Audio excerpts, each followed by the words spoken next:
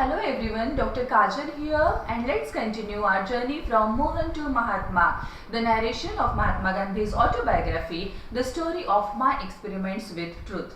चंपारण सत्याग्रह के आगे गांधी जी लिखते हैं कि इस सत्याग्रह ने एक फैक्ट को प्रूव किया कि अगर लोगों की सेवा किसी भी क्षेत्र में निस्वार्थ भाव से की जाए तो उसका देश को राजकीय दृष्टि से फायदा होता ही है। इस सत्याग्रह में जो मैंने इंक्वायरी की उसके बारे में डिटेल में लिखना इतिहास का विषय होगा और उसे इन चैप्टर्स में लिखना योग्य नहीं होगा। यदि कोई उसके बारे में पढ़ना चाहता है तो वह सार्जेंट राजेंद्र प्रसाद की किताब हिस्ट्री ऑफ चंपारण सत्याग्रह पढ़ सकते हैं। इस सत्याग्रह से बिहार में की 3 कठिया सिस्टम जो कि लगभग 100 वर्षों से चल रही थी वह बंद हो गई और प्लांटर्स का राज भी खत्म हो चुका था। जैसे जैसे मुझे बिहार का आधिकारिक अनुभव आने लगा वैसे वैसे मुझे विश्वास होने लगा कि यहाँ विलेज एजुकेशन की बहुत ज्यादा आवश्यकता है। किसानों का एजुकेशन के पास बिल्कुल ही ध्यान नहीं था। वे उनके बच्चों को दिन भर इधर उधर भटकने देते, नहीं तो सुबह से रात तक इंडिगो प्लांटेशन पर बहुत थोड़े पैसों के लिए काम करने लगाते थे। मैंने मेरे साथियों के साथ इसके बारे में बात की और हमने निर्णय लिया कि हम 6 अलग अलग जिलों में प्राइमरी स्कूल की शुरुआत करेंगे। गांव वालों के पास पैसे नहीं थे, लेकिन उन्होंने अनाज और बाकी चीजें प्रोवाइड करने की तैयारी बताई। हमने उन्हें टीचर्स के रहने के लिए जगह और बोर्ड देने के लिए कहा, उसके लिए भी वे राजी हो गए। लेकिन सबसे बड़ी मुश्किल यह थी कि टीचर्स को लाए कहाँ से। लोकल टीचर्स बिना पैसे के काम करने के लिए तैयार नहीं थे। मैंने पब्लिक अपील की वॉलंटरी टीचर्स को और इससे मुझे बहुत अच्छा रिस्पांस मिला। बॉम्बे और पुणे से टीचर्स वहां पर आए। मैंने कस्तूरबा, मेरा बेटा देवदास और अन्य कुछ लोगों को आश्रम से वहां पर बुला लिया। कस्तूरबा और अन्य 2 महिलाओं को केवल गुजराती ही आती थी, तो इन महिलाओं को मैंने बच्चों के गुड मैनर्स और स्वच्छता के लेसन्स लेने लगाए और यह लेक्चर्स और यह पाठ बहुत ही सक्सेसफुल रहे। और इन महिलाओं की वजह से गांव की महिलाओं तक पहुंचना भी हमें कुछ हद तक आसान हो गया, क्योंकि वह उनके साथ बातचीत कर सकती थी और उनकी समस्याएं हम लोग मालूम कर रहे थे। गांव में बहुत ही ज्यादा गंदगी थी। वहाँ के बड़े लोगों को भी शिक्षा देना बहुत आवश्यक था। वहाँ के मैक्सिमम बड़े लोगों को स्किन डिसीजेस थे। मैंने मेरे करीबी मित्र डॉक्टर देव को वहाँ पर बुला लिया और डॉक्टर देव भी लगभग 6 महीने के लिए अपनी सेवा वहाँ देने के लिए तैयार हो गए। गांव में सैनिटेशन के हालात बहुत ही खराब थे। कोई भी व्यक्ति खुद होके कुछ भी करने को तैयार नहीं था, लेकिन डॉक्टर देव हार मानने वालों में से नहीं थे। वह और उनके वॉलंटियर्स पूरी ऊर्जा से गांव आदर्श रूप से साफ करने में लग गए।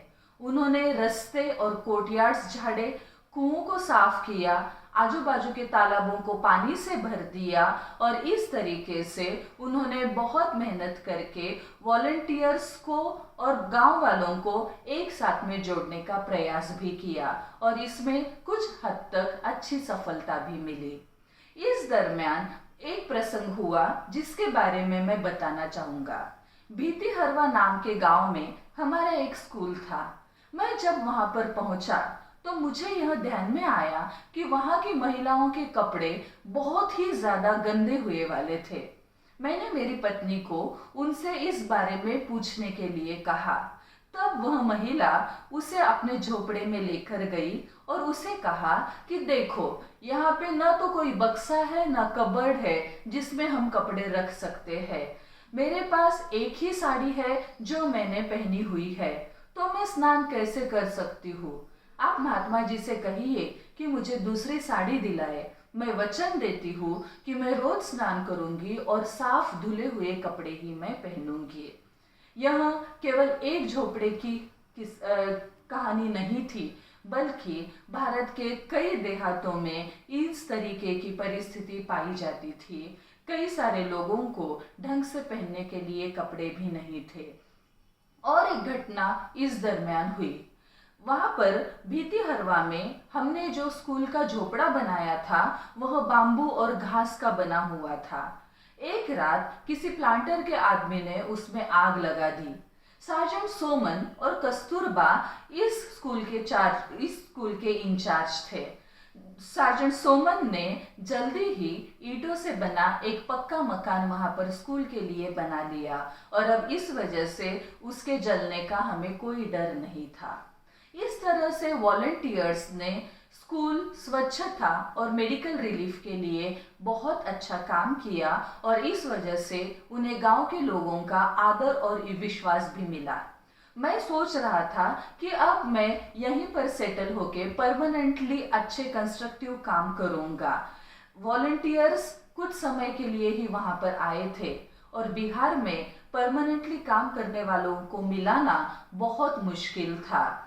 मैं सोच रहा था कि मैं और कुछ स्कूल्स यहाँ पर शुरू करूंगा और गांव में चेंजेस लाऊंगा, लेकिन भगवान का प्लान शायद कुछ और ही था। हमेशा की तरह मुझे यह जगह छोड़ के दूसरी जगह जाना पड़ा। जब मैं कमेटी का काम कर रहा था तब मुझे 2 अलग अलग पत्र मिले। एक पत्र में खेड़ा के किसानों की परिस्थिति मुझे मालूम हुई तो दूसरे पत्र में अहमदाबाद के मिल मजदूरों की जो परेशानियां थी उनकी मुझे जानकारी मिली। अहमदाबाद के मिल वर्कर्स बहुत ही कम वेतन पर काम करते थे और लंबे अरसे से वह इंक्रीमेंट के लिए कोशिश कर रहे थे, पर वे सफल नहीं हो पा रहे थे। इसलिए उन्होंने इच्छा बताई कि मैं उनका मार्गदर्शन करूं। मैंने सोचा कि ये दोनों मैटर्स खत्म करके मैं फिर से चंपारण आके परमानेंटली यहाँ काम करूंगा। मुझे वहाँ पर गोरक्षा का भी काम करना था, पर यह नहीं हो पाया और एक एक करके वहाँ के स्कूल बंद होने लगे। गोरक्षा का भी काम जो मैं करना चाहता था वह मैं आगे नहीं कर पाया। इस बात का मुझे हमेशा के लिए पछतावा रह गया। आज के लिए इतना ही। Don't forget to like, share and subscribe this video. See you tomorrow. Thank you.